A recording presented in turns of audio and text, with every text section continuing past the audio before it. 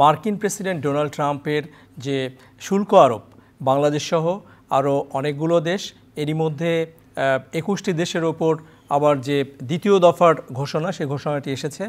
বাংলাদেশের 15% গড়ে শুল্ক দিয়ে বাংলাদেশ থেকে আমরা পণ্য যুক্তরাষ্ট্রের বাজারে পাঠাতে পারি।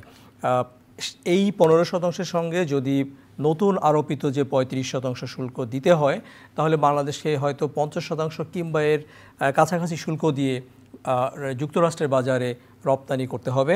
আমরা সেই ভার নেয়ার মতো সক্ষমতা আমাদের আছে কিনা, বিষয়টি নিয়ে আমরা কথা বলবো। আর আজকে আমাদের আলোচনার যে বিষয়টি ঠিক করেছি, ট্রাম্পের ট্যারিফ 50 না 15। যাই হোক, আমাদের সঙ্গে দুজন অতিথি আজ চ্যানেল আই স্টুডিওতে যুক্ত আছেন। আমার ডানে আছেন ইলিয়াস মৃধা, ব্যবস্থাপনা পরিচালক, প্রাণ গ্রুপ। আর আমার বায়ে আছেন সৈয়দ এরশাদ আহমেদ।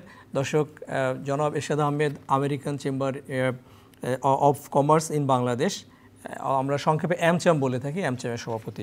আপনাদের দুজনকে স্বাগত জানাচ্ছি। আমি শুরু করছি প্রাণ গ্রুপের ব্যবস্থাপনা পরিচালক জনাব ইলিয়াস মৃধা আপনাকে দিয়ে। আমরা জানি যে আপনাদের অনেক পণ্য সামগ্রী বিশ্বের 140টারও বেশি দেশে যায়। যুক্তরাষ্ট্রের বাজারে আপনাদের এই যে শুল্ক আরোপের সিদ্ধান্ত, নেতিবাচক ইতিবাচক কী ধরনের প্রভাব পড়বে? ধন্যবাদ আপনাকে সুন্দর প্রশ্ন করার জন্য। আসলে হঠাৎ করে যেই পরিমাণ ডিউটি বাড়ানোর ঘোষণা দিয়েছেন মিস্টার ট্রাম্প, এটা আমাদের জন্য অনভিপ্রেত। কারণ আমরা আসলে বাংলাদেশ থেকে যুক্তরাষ্ট্রে আমাদের আরএমজির বাইরে অন্যান্য এক্সপোর্টের পরিমাণটা খুবই কম। তবু আমরা যে প্রাণ গ্রুপ, তাছাড়া অন্যান্য কোম্পানি, আমরা হাঁটি পায়ে কিন্তু এগিয়ে যাচ্ছিলাম এক্সপোর্ট বাড়ানোর জন্য। আমরা আমাদের ফুড প্রোডাক্ট থেকে আমাদের মশলা, আমাদের ফ্রোজেন ফুডস, আমাদের কনফেকশনারি, আমাদের জুস বেভারেজ, এগুলো আমরা রপ্তানি করে থাকি। এবং ইনিশিয়ালি আমাদের রপ্তানি টার্গেট কাস্টমার ছিল এশিয়ান কমিউনিটি। এখন কিন্তু আমরা মেইন স্ট্রিম মার্কেটে, আমাদের বলেন ডলার ট্রি থেকে দেওয়া বিভিন্ন মেইন স্ট্রিম মার্কেটে আমাদের প্রোডাক্টগুলোকে এন্ট্রি করানোর জন্য আমরা কাজ করে যাচ্ছি। তার মধ্যে যখন এরকম একটা ঘোষণা আসলো, স্বাভাবিকভাবেই আমরা হোঁচট খেয়েছি। এবং এটা যদি বাস্তবায়ন হয়, তাহলে আমাদের রপ্তানিটা কিন্তু মুখ থুবড়ে পড়ে যাবে। কারণ আপনি জানেন যে আমাদেরকে কিন্তু ওখানে কম্পিটিশন করতে হয় ইন্ডিয়ান, পাকিস্তানি, ভিয়েতনামি প্রোডাক্টের সাথে ফর এশিয়ান কমিউনিটির জন্য। আর যদি ওভারঅল বলেন, তাহলে ব্রাজিলিয়ান প্রোডাক্টের সাথেও আমাকে কম্পিটিশন করতে হয়। তো ফলে যদি সব কান্ট্রির একই লেভেলে যদি ডিউটি বাড়াতো, তাহলে নয় এক কথা হতো। বাট যেহেতু বিভিন্ন কান্ট্রি বিভিন্নভাবে চুক্তি করে তাদের ডিউটিকে বিভিন্ন পর্যায়ে তারা নিয়ে গেছে, এখানে যদি আমরা সেই ইউএসের সাথে যদি 1-to-1 বেসিসে চুক্তি করে যদি একটা যৌক্তিক পর্যায়ে না আনতে পারি আমাদের ডিউটিটা, তাহলে কিন্তু আমাদের পক্ষে রপ্তানি অব্যাহত রাখাটা ডিফিকাল্ট হবে। আমি আপনার কাছে আরও বিস্তারিত জানতে চাইব কী ধরনের সমস্যার সম্মুখীন আপনারা হবেন। আমি একটু কথা জেনে নিই জনাব এরশাদ আহমেদ আপনার কাছে। আপনি বাংলাদেশে যারা যুক্তরাষ্ট্রের বিভিন্ন কোম্পানির প্রতিনিধিত্ব করে, সেই সংগঠনের আপনি সভাপতি। যুক্তরাষ্ট্র সরকারের এই যে সিদ্ধান্তটি 35% বাড়তি শুল্ক আরোপের ঘোষণা, আমাদের বাণিজ্য উপদেষ্টার নেতৃত্বে একটি দল কাজ করছে, আমরা জানি। আমরা আশাবাদী যে ভালো কিছু নিশ্চয়ই খবর আমাদের দেশের জন্য আসবে। কিন্তু এখনও পর্যন্ত তো 35% এবং 15%, 50% শুল্ক দিয়ে যদি বাংলাদেশের পণ্য ইউএসের বাজারে যেতে হয়, কী ধরনের আমরা সমস্যা বা সম্ভাবনা তো নয়, কী ধরনের সমস্যার মুখে পড়ব? প্রথমে আমি চ্যানেল আয়ের দর্শকদেরকে শুভেচ্ছা জানাচ্ছি, সেই সাথে আমার সহ আলোচক আপনাকে অনেক শুভেচ্ছা। আপনি এমন একটা সময় যে আলোচনাটা শুরু করেছেন, এটা খুবই একটা যথোপযুক্ত সময় আমি মনে করছি। তো আসলে আমাদেরকে এত আশাহত হলে চলবে না। আমি মনে করি যে আমরা এখন আলোচনার মধ্যে আছি, আলোচনা চলবে এবং আমরা কিছু না কিছু আমরা এখান থেকে আদায় করতে পারবো। কিন্তু এখানে দুঃখের বিষয় হচ্ছে যে এই ঘটনাটা কেন ঘটলো। হ্যাঁ, আমরা কিন্তু দেখেন এত বছর হয়ে গেছে, আমাদের দেশে কিন্তু আমাদের সক্ষমতা আমরা বাড়াইনি। আমাদের যে কম্পিটিটিভ কান্ট্রিগুলো আছে বা আমাদের যারা প্রতিদ্বন্দ্বী কান্ট্রিগুলো আছে, তাদের সাথে কিন্তু আমরা ক্রমাগত পিছিয়ে পড়ছি। হ্যাঁ, এখানটা কিন্তু আমরা কোনোদিন ফোকাস দেইনি।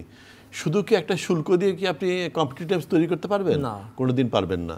যেমন ভিয়েতনাম কিন্তু আমাদের থেকে অন্য দিকে অনেক এগিয়ে আছে। আপনি যদি লজিস্টিক্স ইন্ডেক্স বলেন, আমি লজিস্টিক্স ইন্ডেক্স দিয়ে শুরু করলাম, সেখানে ভিয়েতনামের পজিশন হচ্ছে আমাদের থেকে অনেক উপরে। আমরা 139তম দেশের মধ্যে আমরা 88 পজিশনে আছি। স্কোরে হচ্ছে আমরা 5-এর মধ্যে আমাদের হচ্ছে 2.6, ওরা 3.8 সম্ভবত ভিয়েতনামের স্কোর। আপনি যদি কম্পিটিটিভ স্কোর দেখেন, সেখানেও কিন্তু আমরা ইন্ডিয়ার থেকে অনেক পিছিয়ে আছি। হ্যাঁ, এবং সাউথ এশিয়ার মধ্যে আমরা সবচেয়ে লোয়েস্ট তো এইটা নিয়ে আমি কি করে কম্পিটিশন করবো আপনি বলেন। আপনি যে যেটা বললেন যে কারণে ট্রাম্প দিয়েছে, কারণটা কি? কারণটা হচ্ছে যে ব্যালেন্স অফ ট্রেড।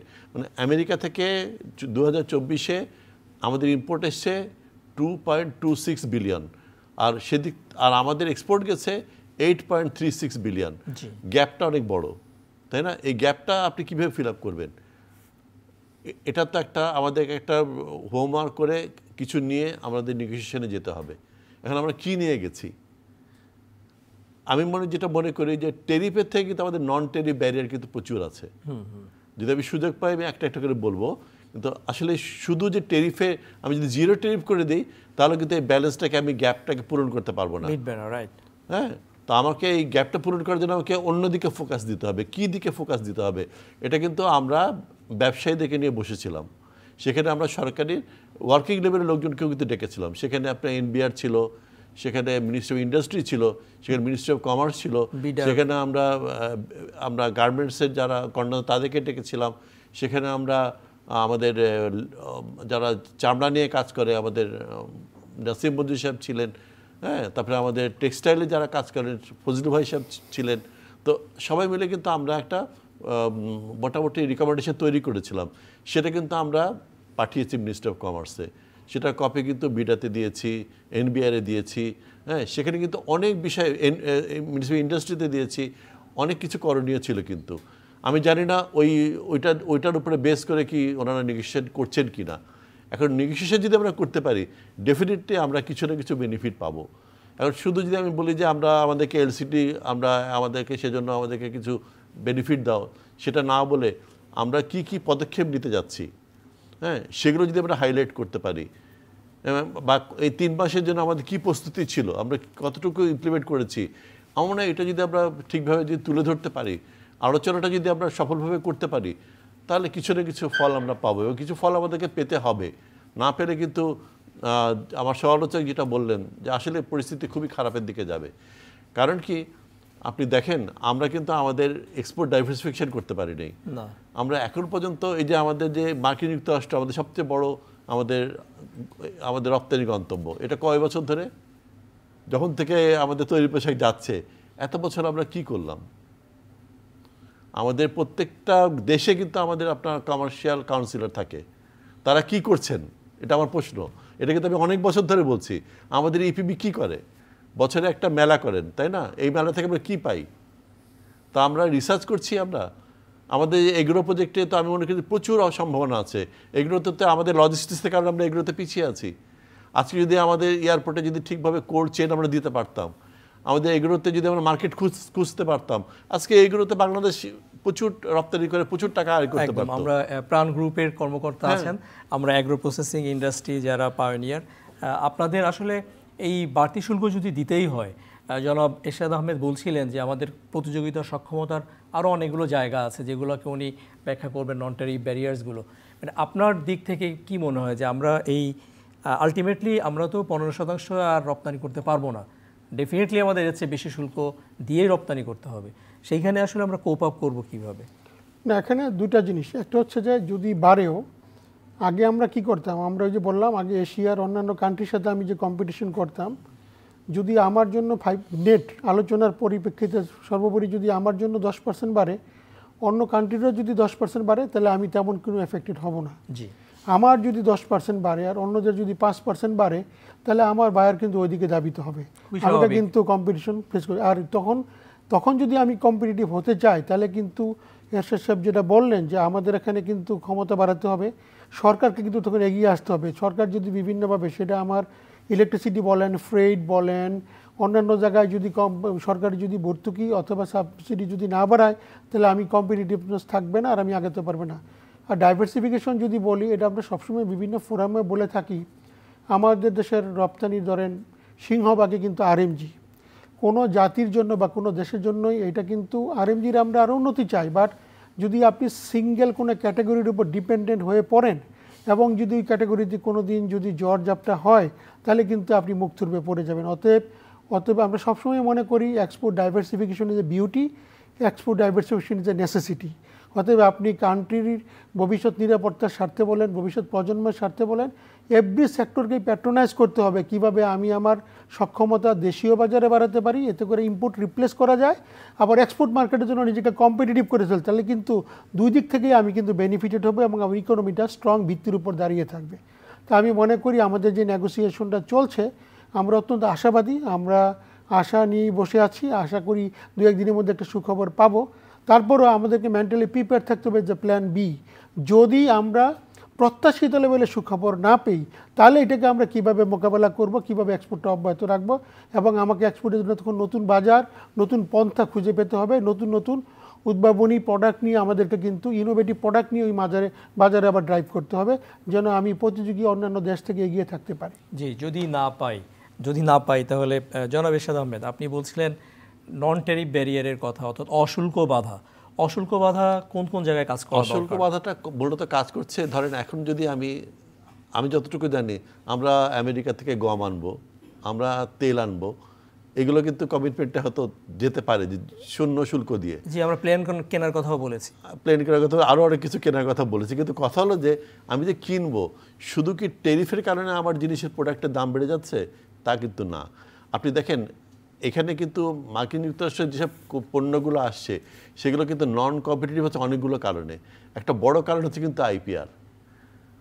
আমাদের এখানে আইপিআর ইমপ্লিমেন্টেশন নাই। হ্যাঁ, মেধাসত্ত্ব যদি ইমপ্লিমেন্টেশন না থাকে তাহলে কি হয়, এখানে অনেক অসাধু ব্যবসায়ী কিন্তু বাংলাদেশে আছে, নাই তা না। তারা কিন্তু দেখবেন যে বিভিন্ন দেশ থেকে কিন্তু 2 নম্বর মাল নিয়ে চলে আসছে, যেটার প্রাইস অনেক কম।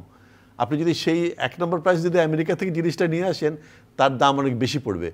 ফলে হয়েছে কি, এখানে কিন্তু সেগুলো ঢুকছে, যার ফলে আপনি সরাসরি আমেরিকা থেকে পণ্য এনে এখানে নন কম্পিটিটিভ হচ্ছেন। সুতরাং আপনি আমেরিকা পণ্য যদি মান শূন্যও করে দেন, এই প্রোডাক্টগুলো এখানে টিকবে না। এটা হলো 1 নম্বর। 2 নম্বর হচ্ছে আপনার এখানে কাস্টম ক্লিয়ারেন্সের যে আমাদের খরচা বিভিন্নভাবে। 1 নম্বর আমাদের হচ্ছে, আমরা বলি আমাদের অ্যাসি কোটা আছে, আমরা অটোমেটেড হয়ে গেছি, কিন্তু তারপরেও একটা ইম্পোর্ট আসলে এখনও 17-18টা সিগনেচার লাগে। কেন লাগবে এটা? কেন আমাদের 8 দিন 10 দিন করে এখানটায় যায়? এটার কারণে হয় কি জানেন, আমাদের পণ্যের দাম বেড়ে যায়। কারণ কি, আপনার একটা পণ্য যখন অপেক্ষা করতে থাকে যে একটা জিনিস আসলো, সেটা যখন ছাড়াতে সময় লাগে, এই সময়ের কারণে কিন্তু আমরা একটা সময় ক্ষেপণের কারণে আমাদের কিন্তু এটার একটা কস্ট আছে, সেই কস্টটা কিন্তু অ্যাড অন হতে থাকে। ফলে দেখা যাচ্ছে এইগুলোর ফলে আপনি যেটা বলছেন, আমাদের এখানে ব্যালেন্স অফ ট্রেড ইউএসএর সাথে করা খুবই কঠিন হয়ে যাবে। এবং আমরা যদি সক্ষমতা বাড়াতে পারি তাহলে কিন্তু আমাদের কিন্তু এক্সপোর্ট কিন্তু শুধু ইউএসএতে না, অন্যান্য দেশেও কিন্তু আমাদের এক্সপোর্ট বাড়বে। এটা কিন্তু আমাদের মাথায় রাখতে হবে। আমরা কিন্তু এই সক্ষমতা বাড়ানোর পিছনে কিন্তু আমরা দৌড়াচ্ছি না। আমরা এত বছর ধরে আমরা বলছি, আজকে আমার মনে আছে যে আজ থেকে প্রায় 20-22 বছর আগে ঢাকা এয়ারপোর্টের সিচুয়েশন নিয়ে আপনি স্টোরি করেছিলেন, যেখানে আপনি দেখেছিলেন যে আমাদের 2টা স্ক্যানার দিয়ে মাল স্ক্যান করা হয়, মাল ঠিকভাবে স্ক্যানিং হচ্ছে না। সেই সিচুয়েশন তো এখনো বিরাজ করছে। কেন? এবং আমি সেই সময় দেখেছিলাম যে খোলা আকাশের নিচে আপনাদের প্রোডাক্টগুলো পড়ে আছে, এখন একই রকম। ঢাকা এখনো পর্যন্ত কোনো ফরমাল ওয়্যার হাউস ঢাকা এয়ারপোর্টও নাই, চিটাগো নাই, যেটা আপনার মডার্নাইজ কোনো ওয়্যার হাউস যেটা দরকার আমাদের, যেটা কম্পিউটারাইজ ওয়্যার হাউস সিস্টেম, সেটা কিন্তু এখনো পর্যন্ত কোনো পোর্টেই আমরা তৈরি করতে পারিনি। আমাদের ইনফ্রাস্ট্রাকচারের কারণে, যে আমি আজকে পেপারে দেখলাম চায়না বলেছে, হ্যাঁ বাংলাদেশে আমরা ইনভেস্ট করতে পারি যদি ইনফ্রাস্ট্রাকচার ডেভেলপমেন্ট করে তারা। ইনফ্রাস্ট্রাকচার এইগুলো ডেভেলপ করার জন্য কিন্তু কোনো ইনভেস্টার কিন্তু আসবে না এই দেশে, এটা আমাদেরকেই করতে হবে। তো আমাদের যেগুলো আছে এগুলোকে কিন্তু আমরা ম্যানেজ করতে পারছি না। আমরা পানগাতে এত সুন্দর করে একটা কন্টেনার টার্মিনাল করলাম, যেটা কিন্তু অনেক কাজে লাগাতে পারি আমরা, সেটা কিন্তু আমাদের অকেজো হয়ে পড়ে আছে, তাই না? আমাদের ঢাকাতে যে আইসিডিটা আছে, আইসিডি এমন একটা জায়গায়, আইসিডি আমাদের, এই আইসিডি আমাদের কাজেই লাগে না। তো এইগুলো কি অবস্থা আমাদের? এগুলো যদি আমি ঠিক না করি তাহলে তো আমাদের তো এক্সপোর্ট ইম্পোর্ট বিজনেস তো আমরা ঠিকভাবে করতে পারবো না। ফলে হবে কি, এগুলো কিন্তু নন ট্যারিফ ব্যারিয়ার। আচ্ছা, আরেকটা এক্সাম্পল দিই আমি, আমাদের ইউএসএর সাথে আমাদের ডবল ট্যাক্সেশন এগ্রিমেন্ট আছে। জি, এখন এই ডবল ট্যাক্সেশনের বেনিফিটটা নিতে গেলে আপনার মাথার ঘাম পায়ে ঝরে যাবে, কারণ আপনাকে এই ব্যাংক বলবে যে তুমি এনবিআর থেকে সার্টিফিকেট নিয়ে আসো। এনবিআর থেকে এই সার্টিফিকেট নেওয়া কি কঠিন অবস্থা আপনাকে বিরাজ করছে, আপনি চিন্তা করতে পারবেন না। কীরকম? পাওয়াই যায় না।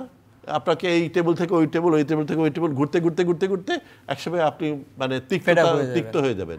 এটা কি এই দ্বৈত করের সুবিধাটা আপনারা পাচ্ছেন? সুবিধাটা কাগজ কলমে আছে, কিন্তু এটা আদায় করা খুবই কঠিন। ওকে। তো এখানে একটা জিনিস আমি বলি, আমাদের বর্তমানে বিডার চেয়ারম্যান সাহেব আমাদের সাথে অনেকবার বসছেন, উনি কিন্তু আমাদের মানে ইনভেস্টারদের সমস্যাগুলো কিন্তু মোটামুটিভাবে কিন্তু এখন ওয়াকেবল আছেন, কিছু জায়গায় তিনি অ্যাড্রেস করার চেষ্টা করছেন, ফলে যে আপনি দেখছেন বোধহয় কিছু কিছু, কিন্তু পুরোপুরি তো কিছু হচ্ছে না, কারণ উনিও তো প্রমোটিং বডি। Right right. আমি আপনার কাছে আইপিআর নিয়ে আরেকটু জানতে চাইবো, জনাব ইলিয়াস মৃধা, আপনাদের আসলে আমি যদি একটা একটা করে প্রোডাক্ট নিয়ে বলেন আর কি, আপনারা যে প্রোডাক্টগুলো শুরু করেছেন, আমি আরও 15 বছর আগেও দেখেছি বিভিন্ন স্টোরে প্রাণের প্রোডাক্ট, আপনি বলছেন ডলার ট্রি সহ আমরা বাঙালি অধ্যুষিত এলাকাগুলোতে দেখি, হোয়াট অ্যাবাউট আদার স্টেটস, আপনাদের পেনিট্রেশন কীরকম? ধন্যবাদ সাহেবকে। আমি যদি শুধু একটা রেফারেন্সে বলি, যেটা ইজ অফ ডুইং বিজনেস, এটা যদি আপনি আরও ইমপ্রুভ না করেন তাহলে কিন্তু ইনভেস্টরকে অ্যাট্রাক্ট করা বলেন অথবা যারা এক্সিস্টিং বিজনেসম্যান দুজনেরই কিন্তু সাফার হবে। কারণ আপনি দেখেন সম্প্রতিকালে যে ছোট ছোট কিছু ঘটনা, বাট এটাও কিন্তু বিজনেসকে অনেক পেইন দিচ্ছে। আমরা যখন লং ঈদ হলিডেতে গেলাম, এতে করে কিন্তু পোর্টে কনজেশন লেগেছে, ফলে কিন্তু অনেক জাহাজ চিটাগংয়ে আসতে চায়নি, বিকজ সিঙ্গাপুরে তারা ওয়েট করছে, চিটাগংয়ে অনেক জাহাজের কনজেশন। এটা কিন্তু এখনও অ্যাবসলিউটলি নর্মাল হয়নি।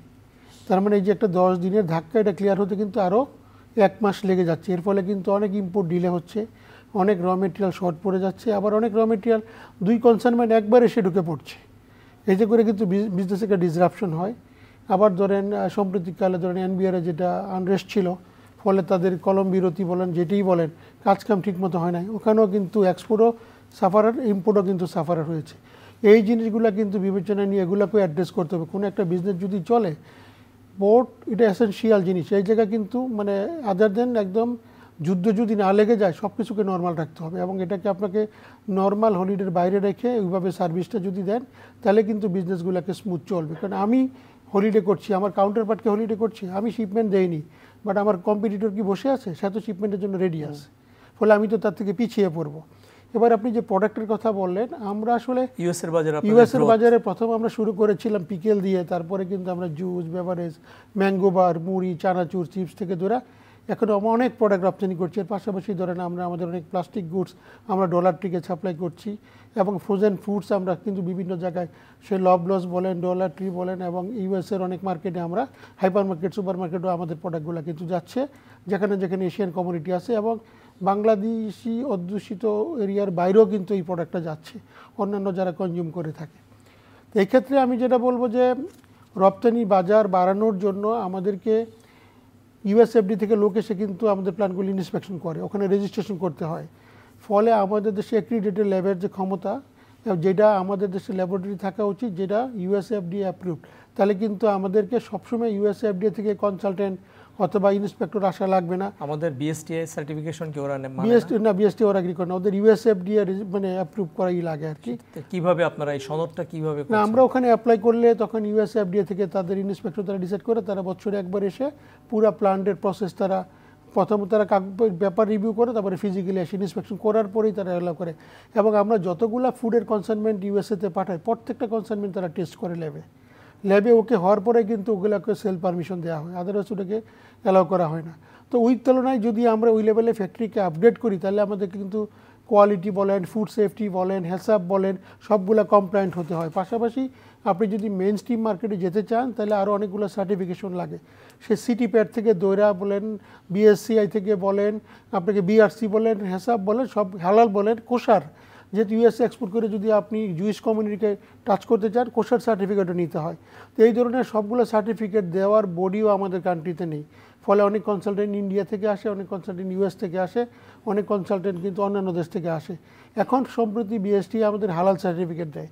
আমরা গতকালই বলতেছিলাম, আমরা যদি প্রোডাক্ট এক্সপোর্ট করি মালয়েশিয়ায় বা ইন্দোনেশিয়ায়, ওখানে আমাদেরকে জাকিম হালাল দিতে হয়। তা আমাদের বিএসটিআই যদি জাকিম অথরিটির সাথে যদি অ্যাক্রিডেটেড না হয়, তাহলে কিন্তু বিএসটিআর হালালকে তারা অ্যাকসেপ্ট করবে না। আবার মালয়েশিয়া থেকে লোক এনে আমাকে আবার ইন্সপেকশন করে হালাল সার্টিফিকেট নিতে হবে। এই যে ধরেন ছোটো ছোটো জিনিসগুলো আছে, যেটা সক্ষমতার ব্যাপার, আমরা একটা এক্সপোর্ট করতে গেলে কী কী ধরনের চ্যালেঞ্জ আমরা ফেস করি, এগুলো যদি আমাদের সাথে রেগুলেটরি বডি বসে, in the mediator of EPB আমরা এগুলোকে এক্সপ্রেস করবো, তখন সরকার যদি ওয়ান স্টপ সার্ভিস যেগুলোকে এলিমিনেট করে, তাহলে কিন্তু বাংলাদেশের এক্সপোর্ট বিভিন্ন জায়গায় বাড়বে, যেটার ফলে ইজ অফ ডুইং বিজনেসটা ইজি হবে এবং নন টেরি ব্যারিয়ারগুলো কিন্তু কেটে যাবে। জি, দারুণ বলেছেন। জনাব এরশাদ আহমেদ, উনি যে সনদের কথা বলছিলেন, আমাদের বিএসটি এর সনদ যদি ইউএসএর এফডিএর মানে তারা যদি অ্যাক্রিডিটেশন না দেয়, বা আপনি আইপিআর নিয়ে কথা বলছিলেন, এই যে মেধাস্বত্ব আইন আমাদের এখানে আমরা তো একদমই এইটার চর্চা নাই, এইটার মানে হাউ টু মুভ ফরওয়ার্ড? আমার মনে হয় ইলিয়াস মির্জা ভাই অনেক কিছু বলে দিয়েছেন যে নন টেরিফ ব্যারিয়ার, কিন্তু এগুলোই কিন্তু নন টেরিফ ব্যারিয়ার। এই কারণে কিন্তু আমাদের অন্য প্রোডাক্টগুলো ডেভেলপ করছে না। তো আমাদের যে এক্সপোর্ট প্রমোশন ব্যুরো আছে, তারা কি এটা নিয়ে কোনোদিন রিসার্চ করেছে? আমার মনে হয় না। তারা এগুলো জানে? আমি জানি না জানে কিনা। আমি জানি না ওনাদের সাথে এরা বসছিল কিনা ইপিবি। আপনাদের থেকে বসেছিল কোনো সময় ইপিবি? আমার মনে হয় না। বসলেও হয়তো মানে ওইভাবে কোনো কার্যকরী ভূমিকা তারা নেয় নেই। এগুলো কিন্তু নেওয়া উচিত ছিল। এখন আপনি যেটা বলেন যে বিএসটিআই আসলে সক্ষমতা কিন্তু অনেক কম, অনেক কম। তারা কিন্তু আসলে ওই ইম্পোর্ট যে প্রোডাক্টগুলো আসে কিছু টেস্ট করে সার্টিফিকেশন দিয়ে দেয়, এবং এটাও কিন্তু একটা খুব বড় মানে আমরা যারা ইম্পোর্টার তারা একটা হ্যাসেল ফেস করে এখানেও। বিএসটিআর সক্ষমতা আগে থেকে বৃদ্ধি করেছে সরকার অনেক, বাট আমি মনে করি তারপরেও গ্লোবাল স্ট্যান্ডার্ডে যাওয়ার জন্য আরো অনেক কিছু করা প্রয়োজন। এখন আবার চিটাগাংয়ে একটা তাদের মানে ল্যাবরেটরি করেছে, যেটা মানে পজিটিভ সাইড আমি মনে করি। কিন্তু আমাদের যেহেতু এক্সপোর্ট ইম্পোর্ট আরও বেড়ে যাচ্ছে, সুতরাং আমার মনে হয় বিএসটিআইকে আরও মানে আপনার তাদের যে মানে সক্ষমতা বাড়াবার যে ব্যাপারগুলো আছে, এখানে লোকবল হোক আর সেখানে তাদের ইনফ্রাস্ট্রাকচার হোক, আমরা এখানে সাপোর্ট দেওয়া উচিত। আর দ্বিতীয়ত আমি যেটা মনে করি আমাদের রিসার্চ হওয়া উচিত। আমাদের এখানে কিন্তু গবেষণা খুবই কম হচ্ছে, যে আমরা কেন পারছি না। আমাদের সক্ষমতা বৃদ্ধি করতে গেলে আমাদের কি কি ঘাটতি আছে এগুলো কিন্তু আমাদেরকে আগে আইডেন্টিফাই করতে হবে। আইডেন্টিফাই না করলে কিন্তু আমি পারবো না। আর আপনি আইপিআরের প্রশ্ন করেছেন, আইপিআরের সবচেয়ে বড় বাধাটা আমি যেটা মনে করি, আইপিআরে কিন্তু রিসেন্টলি আমাদের মিনিস্ট্রি অফ লেবার কিন্তু বেশ কিছু নতুন ল নিয়ে এসছেন। কিন্তু কথা হলো যে এগুলো ইমপ্লিমেন্ট করতে গেলে আমাদের একটা কোঅর্ডিনেটিং বডি লাগবে। আপনার ধরেন যেমন এনবিআর, এটা আছে না শিল্প মন্ত্রণালয়ের অধীনে? না, এরকম কোনো কোঅর্ডিনেটিং বডি, যেটা আপনার শুধু একটা মিনিস্ট্রি কিছু পারবে না।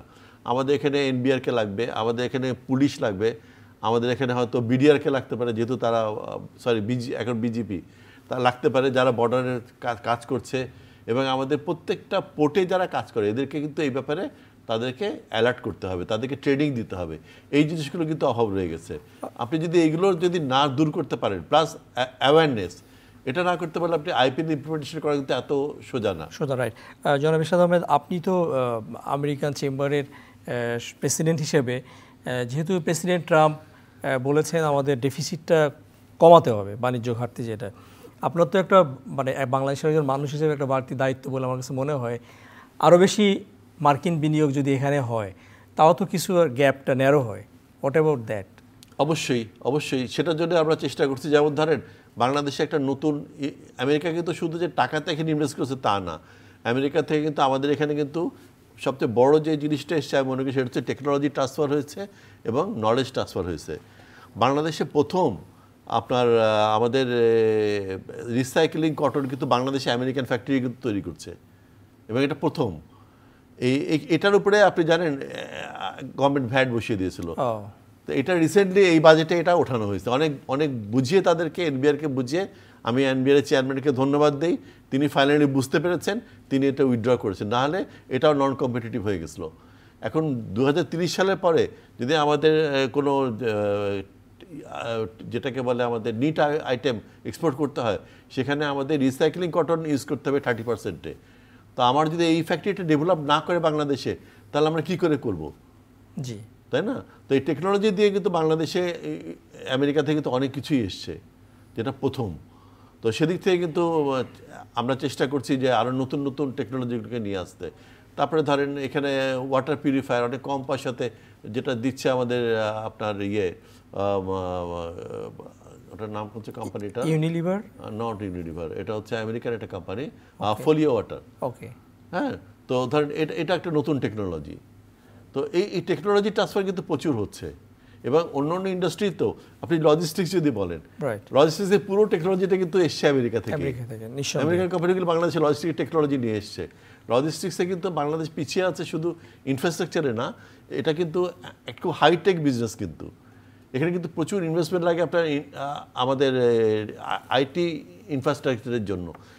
সেই সক্ষমতাটা কিন্তু এখানে অনেক কোম্পানি ছিল না।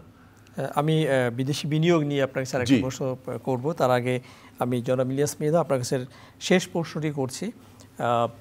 প্রাণ গ্রুপের মতো আরও যারা আপনার কৃষি প্রক্রিয়াজাত শিল্পে নিয়ে আপনারা যারা কাজ করছেন, আমাদের রপ্তানি বৈচিত্র্য দরকার, সেই ক্ষেত্রে সরকারের কাছে বা নীতি নির্ধারকদের দৃষ্টি আকর্ষণে আপনি যদি কিছু বলতে চান। প্রথমত আমি সরকারের কাছে যেটা বলবো যে সরকার যেন অ্যাগ্রো প্রসেসিং সেক্টরকে থ্রাস্ট সেক্টর হিসেবে বিবেচনা করে ফর এক্সপোর্ট ডাইভার্সিফিকেশন। আর আপনি জানেন যে কৃষির দিক থেকে আমাদের উত্তরবঙ্গ হচ্ছে সবচেয়ে বেশি সমৃদ্ধশালী, বাট উত্তরবঙ্গে কিন্তু যেহেতু এগ্রিকালচারাল প্রোডাক্ট, এটা ফিল্ড থেকে ইল্ড করার সাথে যদি প্রসেস করা হয় তাহলে জিনিসটা ফ্রেশ থাকে এবং ভালো হয়। বাট উত্তরবঙ্গে শিল্পায়ন করার জন্য কিন্তু ইনফ্রাস্ট্রাকচার একদমই রেডি না। উত্তরবঙ্গে যদি একটা স্পেশাল ইকোনমিক জোন করা হয় যেটা অনলি ফর অ্যাগ্রো প্রসেসিং, ওখানে যদি গ্যাস বিদ্যুৎ অ্যাভেলেবেল করা হয়, ওখানে যদি নতুন ভালো উদ্যোক্তাদেরকে আগমন জানা হয় এবং বিদেশি বিনিয়োগকে আকৃষ্ট করা হয়, তাহলে কিন্তু ওভারঅল কান্ট্রির জন্য এটা ভালো হবে। তো আমি মনে করি নর্থ বেঙ্গলে ইনফ্রাস্ট্রাকচার গ্যাস অ্যাভেলেবেল করা উচিত ইন্ডাস্ট্রির জন্য। পাশাপাশি এই অ্যাগ্রো প্রসেসিং এক্সপোর্ট বাড়ানোর জন্য তাদের প্রণোদনা থেকে ধরে নিরবিচ্ছিন্ন বিদ্যুৎ থেকে ধরে আর স্কিল ডেভেলপমেন্টের জন্য যদি আরও বিশেষ যারা আমাদের একাডেমিয়ানস আছেন তারা যদি তাদের কারিকুলামে অ্যাগ্রো প্রসেসিং সাবজেক্টটাকে ইনকর্পোরেট করে এবং লেটেস্ট সিলেবাসগুলোকে আপডেট করে, তাহলে কিন্তু আমাদের বর্তমান ফ্যাক্টরিগুলোর কোয়ালিটি লেভেল বাড়বে, আমাদের কমপ্লেক্স লেভেল বাড়বে, প্রোডাক্টের মান উন্নত হবে এবং আমরা দেশীয় বাজার এবং রপ্তানি বাজারে আরও প্রতিযোগিতামূলকভাবে রপ্তানি করতে পারবো। জি, অনেক ধন্যবাদ আপনাকে। জনাব এরশাদ ভাই, আমি যেরকম বলছিলাম যে বিদেশি বিনিয়োগ, যেহেতু ট্রাম্প চান যে আমেরিকান বিনিয়োগ মানে আমাদের দেশ থেকেও যাক, আবার আমাদের এই বাণিজ্য ঘাটতি মেটানোর ক্ষেত্রেও এটা একটা টুলস হিসেবে ব্যবহার হতে পারে। বিদেশি বিনিয়োগ নিয়ে আমাদের মানে সুখবর হয় না কেন, সুখবর পাই না কেন? আপনি বোধহয় জানেন যে আমি ফরেন ইনভেস্টর চেম্বার সভাপতি কাজ করছি। তো আসলে বিদেশি বিনিয়োগকারীদের দিয়ে আমি অনেকদিন ধরেই কাজ করছি। বিদেশি বিনিয়োগের জন্য যে কিছু দরকার, কিছু জিনিসের কিছু উনি বললেন। তো সবচেয়ে বড় জিনিস যেটা হচ্ছে সেটা হচ্ছে আমাদের ল অ্যান্ড অর্ডার সিচুয়েশন, আমাদের রুল অফ ল। আমাদের দেশের যে পলিসি আছে, পলিসির ইমপ্লিমেন্টেশন নাই, ফ্রিকুয়েন্ট পলিসি চেঞ্জ হচ্ছে, এটা কিন্তু কোনো বিদেশি বিনিয়োগ পছন্দ করে না। হ্যাঁ, দ্বিতীয় হচ্ছে আমাদের এনার্জি সিচুয়েশন, আমাদের এনার্জি সিকিউরিটি কিন্তু আসলে খুব খারাপ অবস্থায় আছে। এখানে এনার্জি কস্ট কিন্তু খুব হাই। তারপরে আমাদের সাপ্লাই চেন, আমাদের লজিস্টিক্সের কারণে আমাদের সাপ্লাই চেন সিচুয়েশন খুব খারাপ। আমি যদি এগ্রিকালচারের কথা বলি, বাংলাদেশে আপনি দেখেন আমাদের যারা রুট লেভেল ফার্মার, আম যারা মানে উৎপাদন করছে তারা কিন্তু পয়সা পাচ্ছে না, মিডল ম্যানরা পয়সা নিয়ে যাচ্ছে। এটা মূল কারণটা হচ্ছে কি আপনার সাপ্লাই চেনের প্রবলেম। আমাদের রেলে আপনি জানেন মধ্যে স্পেশাল ট্রেন এনেছে আপনার আম আনার জন্য, আম বহনের জন্য, সেটা ব্যবহার হচ্ছে না। কেন ব্যবহার হচ্ছে না? এই জিনিসগুলো আমাদের খতিয়ে দেখা দরকার। আমাদের এনার্জি সিচুয়েশান খুবই খারাপ, আমি জানি না কি হতে যাচ্ছে, এবং সেটার কারণে হয়তো উৎপাদন খুবই ব্যাহত হবে। এটা এখনই দেখা দরকার। ল অ্যান্ড অর্ডার ইমপ্রুভ করা দরকার, আমাদের এই পলিসিগুলো ইমপ্লিমেন্টেশন করা দরকার, লং টার্ম পলিসি তৈরি করা দরকার। হ্যাঁ, এবং সেই সাথে আমাদের ওভারঅল কান্ট্রির লজিস্টিক সিচুয়েশনটাকে আমরা কীভাবে ইমপ্রুভ করতে পারি, এদিকে যদি আমরা নজর না দিই তাহলে আপনি বিদেশি বিনিয়োগকে আকৃষ্ট আপনি করতে পারবেন না। ওকে, আমি জাস্ট ছোট্ট একটা প্রশ্ন, এই যে সরকার যে দর কষাকষি করছে, আমাদের বাণিজ্য উপদেষ্টা এই মুহূর্তে রয়েছেন, এই 3 মাসে আপনি আমেরিকান চেম্বারের প্রেসিডেন্ট, আপনি ফিকির প্রতিনিধিত্ব করেছেন, আপনাদের সাথে কোনো ইন্টারাকশন হয়েছে সরাসরি যে এই বিষয়ে কী করা যায়? আমরা চেষ্টা করেছি ইন্টারাকশন করার, আমরা আমাদের যেগুলো রিকমেন্ডেশন সেগুলো তাদের কাছে তুলে দিয়েছি, এবং আমরা বাণিজ্য মন্ত্রীর সাথে আমাদের একবার মানে অ্যাডভাইজারের সাথে আমাদের ডিসকাশন হয়েছে। আমরা ওভারঅল সিচুয়েশন নিয়ে আলোচনা করেছি, আমরা বিডার সাথে আলোচনা করেছি, আমরা এনবিআর সাথে আলোচনা করেছি, হ্যাঁ, এমনকি আমি একবার ইন্ডাস্ট্রি মিনিস্ট্রির সাথেও আমি আলোচনা করেছি। ওকে, আমরা আপনাদের দুজনের প্রতি কৃতজ্ঞতা জানাই, ধন্যবাদ জানাই আমাদের চ্যানেলে স্টুডিওতে এসে দর্শকদেরকে এই যে ট্রাম্প প্রশাসনের যে বাণিজ্য শুল্ক বিষয়টি নিয়ে কথা বলে বুঝিয়ে দেওয়ার জন্য। দর্শক, এই ব্যবসায়ী নেতা বা ব্যবসায়ী একটি বড় শিল্প গ্রুপের ব্যবস্থাপনা পরিচালক, ওনাদের মতো আমরাও আশায় আছি যে আমরা ভালো কোনো খবর আমাদের বাণিজ্য উপদেষ্টার মাধ্যমে জানতে পারবো, যেখানে আমাদের যে 15% শুল্ক দিয়ে আমরা ইউএসের বাজারে পণ্য পাঠাই, এর সাথে হয়তো আর যদি সবাই বলছেন যে সবচেয়ে বেশি যদি হয় তাও 20 থেকে 25%, তার উপরে যদি হয় তাহলে আমাদের জন্য আসলেই অশনি সংকেত অপেক্ষা করছে। আমরা চাইবো এই অশনি সংকেত যেন আমাদের শুনতে না হয়। দর্শক, আপনাদের সুস্থতা কামনা করে শেষ করছি আজকের ইউসিবি টু দ্য পয়েন্ট।